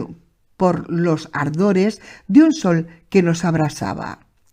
No quería dar crédito a mis ojos, pero la tostadura real que sufría mi organismo no dejaba duda alguna. Habíamos salido medio desnudos del cráter, y el astro esplendoroso, cuyos favores nos habíamos solicitado durante los 2 últimos meses, se nos mostraba pródigo de luz y de calor, y nos envolvía en oleadas de sus espléndidos rayos. Cuando se acostumbraron mis ojos a aquellos resplandores a los cuales se habían deshabituado, me valí de ellos para rectificar los errores de mi imaginación. Por lo menos quería hallarme en Spitberg, y no había manera de convencerme de lo contrario. El profesor fue el primero que tomó la palabra, diciendo: «En efecto, este paisaje no se parece en nada a los de Islandia». «¿Y a la isla de Juan Mayen?», respondí yo. «Tampoco, hijo mío. ¿No es este un volcán del norte, con sus colinas, granito y su casquete de nieve? Sin embargo, mira, Axel, mira». Encima de nuestras cabezas, a 500 pies a lo sumo, se abría el cráter de un volcán, por el cual se escapaba de cuarto en cuarto de hora, con fuerte detonación, una alta columna de llamas, mezcladas con piedra, pómez, cenizas y lavas. Sentía las convulsiones de la montaña, que respiraba como las ballenas, arrojando de tiempo en tiempo fuego y aire por sus enormes respiraderos. Debajo y por una pendiente muy rápida, las capas de materias eruptivas se precipitaban a una profundidad de 700 u 800 pies, lo que daba para el volcán una altura inferior a 100 toesas. Su base desaparecía en un verdadero bosque de árboles verdes, entre los que distinguí olivos, higueras y vides cargadas de uvas rojas. Preciso era confesar que en aquel no era el aspecto de las regiones árticas. Cuando rebasaba la vista aquel cinturón de verdura, iba rápidamente a perderse en las aguas de un mar admirable o de un lago, que hacían de aquella tierra encantada una isla que apenas medía de extensión unas leguas. Por la parte de levante veíase un pequeño puerto, precedido de algunas casas, en el que, a impulso de las alas azules, se mecían varios buques de una forma especial. Más lejos emergían de la líquida llanura tan gran número de islotes que semejaban a un inmenso hormiguero. Hacia poniente, lejanas costas se divisaban en el horizonte, perfilándose sobre algunas de aquellas montañas azules de armoniosa conformación, y sobre otras más remotas aún se elevaban un cono de prodigiosa altura, en cuya cima agitábanse un penacho de humo. En el norte divisábase una inmensa extensión de mar que retumbaba al influjo de los rayos solares, sobre el cual se veía de trecho en trecho la extremidad de un mástil o la convexidad de una vela hinchada por el viento. Lo imprevisto de semejante espectáculo centuplicaba aún sus maravillosas bellezas. «¿Dónde estamos? ¿Dónde estamos?», repetía yo. Hans cerraba con indiferencia los ojos y mi tío lo escudriñaba todo sin apenas darse cuenta de nada. «Sea cual fuere esta montaña», dijo al fin, «hace bastante calor, las explosiones no cesan, y no valdría la pena de haber escapado de los peligros de esta erupción para recibir la caricia de un pedazo de roca en la cabeza. Descendamos y sabremos a qué nos atenemos. Por otra parte, me muero de hambre y de sed». Decididamente el profesor no era de espíritu contemplativo, por lo que me respecta, olvidando las fatigas y las necesidades, habría permanecido en aquel sitio durante muchas horas aún, pero me fue preciso seguir a mis compañeros. El talud del volcán presentaba muy rápidas pendientes. Nos deslizábamos a lo largo de verdaderos barrancos de ceniza, evitando las corrientes de lava que descendían como serpientes de fuego. Y yo, mientras conversaba con volubilidad, porque mi imaginación se hallaba demasiado repleta de ideas, era preciso darle algún desahogo. «¿Nos encontramos en Asia?», exclamé. «¿En las costas de la India? ¿En las islas de la Malasia? ¿En plena Oceanía? ¿Hemos atravesado la mitad del globo terráqueo para salir de él por las antípodas de Europa?» «Pero, ¿y la brújula?», respondió mi tío. «Sí, fiémonos de la brújula. A dar crédito a sus indicaciones, habríamos marchado siempre hacia el norte». «Según eso ha mentido». «Oh, mentido, a menos que te sea el polo norte». «¿El polo? No, pero era un hecho inexplicable. Yo no sabía qué pensar. Entre tanto, nos aproximamos a aquella verdura que tanto recreaba la vista. Atormentábame el hambre, como asimismo la sed. Por fortuna, después de 2 horas de marcha, se presentó ante nuestros ojos una hermosa campiña, enteramente cubierta de olivos, de granados y de vides que parecían pertenecer a todo el mundo. Por otra parte, en el estado de desnudez y abandono en que nos encontrábamos, no era ocasión de andarse con muchos escrúpulos. Con qué placer oprimimos entre nuestros labios aquellas sabrosas frutas, aquellos dulces y jugosísimas uvas. No lejos, entre la hierba, a la sombra deliciosa de los árboles, descubrí un manantial de agua fresca, en la que sumergimos nuestras caras y manos con indecible placer. Mientras nos entregamos a todas las delicias del reposo, apareció un chiquillo entre dos grupos de olivo. «¡Ah!», exclamé, «un habitante de este bienaventurado país». Era una especie de pordioserillo, miserablemente vestido, de aspecto bastante enfermizo, a quien nuestra presencia pareció intimidar extraordinariamente, cosa que a la verdad no tenía nada de extraña, pues medio desnudos y con nuestras barbas incultas teníamos muy mal cariz, y al menos que nos hallásemos en un país de ladrones, nuestras extrañas figuras tenían necesariamente que amedrentar a sus habitantes. En el momento en que el rapazuelo emprendió asustado la huida, corrió Hans detrás de él y lo trajo nuevamente, a pesar de sus puntapiés y sus gritos. Mi tío comenzó por tranquilizarlo como Dios le dio a entender y en correcto alemán le preguntó: «¿Cómo se llama esta montaña, amiguito?». El niño no respondió. «Bueno», dijo mi tío, «no estamos en Alemania». Formuló la misma pregunta en inglés y tampoco contestó el chiquillo. A mí me devoraba la impaciencia. «¿Será mudo?», exclamó el profesor, quien, orgulloso de su poliglotismo, repitió en francés la pregunta. El niño siguió en silencio. «Ensayemos el italiano», dijo entonces mi tío, y le preguntó en esta lengua: «¿Dove siamo?». «Sí». «¿Dónde estamos?», repetí con impaciencia, pero el niño no respondió tampoco. «De Montre», exclamó mi tío, que empezaba a encolerizarse, dándole un tirón de orejas. «¿Acabarás de reventar de una vez? Come si no ma questei sola». «Stromboli», repitió el pastorcillo, escapándose de las manos de Hans y emprendiendo veloz carrera a través de los olivos hasta llegar a la llanura, sin que nos envolviéramos a ocupar más de él. «El Stromboli». ¡Oh, qué efecto produjo en mi imaginación aquel nombre inesperado! Nos hallábamos en pleno Mediterráneo, en medio del archipiélago helio de mitología memoria, en la antigua Strongil, donde Eolo tenía encadenados los vientos y tempestades, y aquella montaña azules que se veía por el este eran las montañas de Calabria, y aquel volcán que se erguía en el horizonte del sur era nada más y nada menos que el implacable Etna. «El Stromboli», repetía yo, «el Stromboli». Mi tío me acompañaba con sus gestos y palabras. Parecía que estábamos cantando un dúo. ¡Oh, qué viaje! ¡Qué maravilloso viaje entrar por un volcán y salir por otro situado a más de 1200 leguas del Snæfell, de aquel árido país de Islandia, enclavado en los confines del mundo! Los azares de la expedición nos habían transportado al seno de las más armoniosas comarcas de la tierra.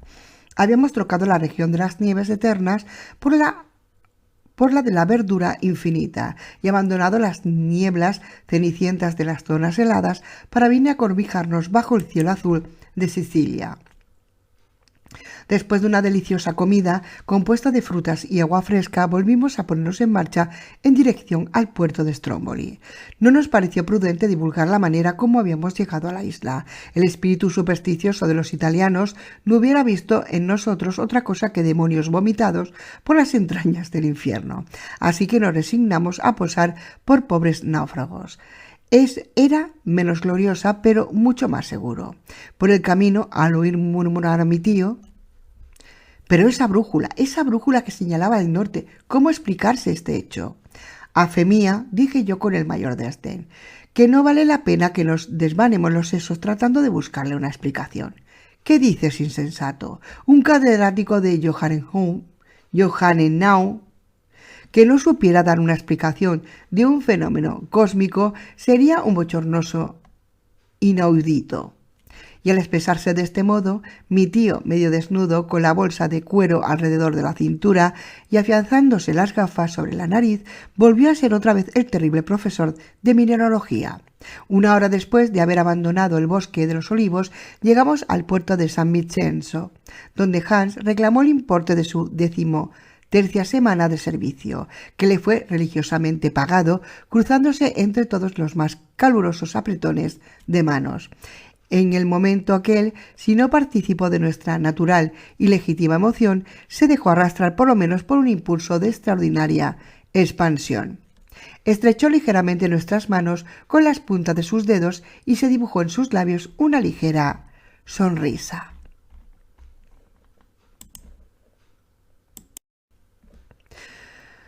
«45.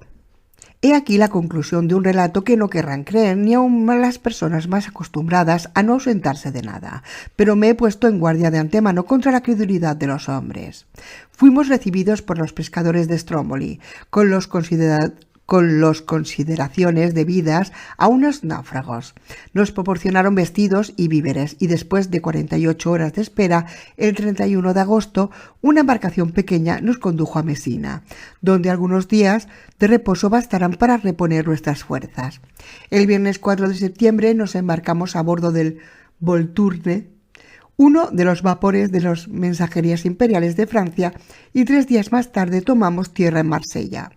Sin más preocupación en nuestro espíritu que en nuestra maldita brújula, aquel hecho inexplicable no cesaba de inquietarnos seriamente. El 9 de septiembre por la noche llegamos por fin a Hamburgo. Imposible describir la estupefacción de Marta y la alegría de Groven al vernos entrar por las puertas. «Ahora que eres un héroe», me dijo mi adorada prometida, «no tendrás necesidad de separarte más de mí, Axel». La miré y ella me sonrió entre sus lágrimas. Puede calcular el lector la sensación que produciría en Hamburgo la vuelta del profesor Lindenbrook. Gracias a las indiscreciones de Marta, la noticia de su partida para el centro de la Tierra se había esparcido por el mundo entero, pero nadie la creyó, y al verle de regreso tampoco se le dio crédito. Sin embargo, la presencia de Hans y las informaciones de Islandia modificaron la pública opinión. Entonces mi tío llegó a ser un personaje importante y yo, el sobrino de un ilustre sabio, lo que ya es, en alguna cosa, la ciudad de Hamburgo dio una fiesta en nuestro honor. Se le celebró una sesión pública en el Hananeum, en el que el profesor hizo un detallado relato de su expedición, omitiendo naturalmente los hechos extraordinarios relativos a la brújula. Aquel mismo día depositó en los archivos de la ciudad el documento de Sagnussen, expresando el vivo sentimiento que le causaba el hecho de que las circunstancias más poderosas que su voluntad no le hubiesen permitido seguir hasta el centro de la Tierra las huellas del explorador islandés. Fue modesto en su gloria, la cual hizo aumentar su reputación. Tantos honores tenían necesariamente que suscitarle envidiosos. Así sucedió, en efecto, y como sus teorías, basadas en hechos ciertos, contradecían los sistemas establecidos por la ciencia sobre la cuestión del fuego central, sostuvo verbalmente y por escrito muy notables polémicas con los sabios de todos los países. Por lo tanto, a mi respecto, no puedo aceptar su teoría relativa al enfriamiento. A pesar de cuanto he visto, creo y seguiré creyendo siempre que el calor central, pero confieso que en ciertas circunstancias, aún no muy bien definidas, pueden modificar esta ley bajo la acción de ciertos fenómenos naturales. En el momento en que más enconadas eran las discusiones, experimentó mi tío un verdadero disgusto. Hans, a pesar de sus ruegos, se marchó de improviso de Hamburgo. El hombre, a quien todo se lo debíamos, no quiso permitir que le pagásemos nuestra deuda, minado por la nostalgia que le producía el recuerdo de su querida Islandia. «Farval», nos dijo un día y sin más despedida partió para Reykjavik, a donde llegó felizmente. Profesamos un verdadero afecto a aquel hombre singular que nos había salvado la vida en varias ocasiones. Su ausencia no nos hará olvidar la deuda de gratitud que tenemos con él contraída, y abrigo la esperanza de no abandonar este mundo sin volver a verle otra vez. Para concluir, añadiré que este viaje al centro de la Tierra produjo una unánime sensación en el mundo. Fue traducido e impreso en todas las lenguas. Los más importantes periódicos publicaron sus principales episodios, que fueron comentados, discutidos, atacados y defendidos con igual entusiasmo por los creyentes a incrédulos. Y, cosa rara, mi tío disfrutó todo el resto de su vida de la gloria que había conquistado y no faltó un señor Barnum que le propusiese exhibirle a muy elevado precio en los Estados Unidos. Pero un profundo disgusto, un verdadero tormento amargaba esta gloria. El hecho de la brújula seguía sin explicación, y el que semejante fenómeno no hubiese sido explicado constituía verdaderamente un suplicio para la inteligencia de un sabio. El cielo, sin embargo, reservaba a mi tío una felicidad completa. Un día, arreglando en su despacho una colección de minerales, descubrí la famosa brújula y me puse a examinarla. Hacía 6 meses que estaba allí, en un rincón, sin poder sospechar los quebraderos de cabeza que estaba proporcionando. ¡Qué estupefacción la mía! Lancé un grito que hizo acudir al profesor. ¿Qué ocurre?, preguntó. «Esta brújula». ¿Qué? Acaba. Que su aguja señala hacia el sur, en vez de señalar hacia el norte. ¿Qué dices? Mire usted, sus polos están invertidos. ¿Invertidos? Mi tío miró, comparó y pegó un salto que hizo retemblar la cosa. Qué luz tan viva iluminó de repente su inteligencia y la mía. De suerte, exclamó cuando pudo recuperar el uso de la palabra, que desde nuestra llegada al cabo de Sagnussen, la aguja de esta condenada brújula señalaba hacia el sur en vez de señalar hacia el norte. ¿Por qué? No cabe duda alguna. Nuestro error se explica entonces de un modo satisfactorio, pero ¿qué fenómeno ha podido producir esta inversión de sus polos? La cosa no puede ser más sencilla. Explícate, hijo mío. Durante la tempestad que hubo de desarrollarse en el mar de Lindenbrook, aquel globo de fuego que emanó el hierro de la balsa desorientó nuestra brújula, invirtiendo sus polos. «¡Ah!», exclamó el profesor, soltando la carcajada. «¡Buenas nos la ha jugado la electricidad!». A partir de aquel día fue mi tío el más feliz de los sabios y yo el más dichoso de los hombres, porque mi bella curlandesa, renunciando a su calidad de pupila, ocupó en la modesta casa de los Königstrasse el doble puesto de sobrina y de esposa. No creo necesario añadir que su tío fue el ilustre profesor Otto Lindenbrook, miembro correspondiente de todas las sociedades científicas, geográficas y mineralógicas de las 5 partes del mundo. Fin.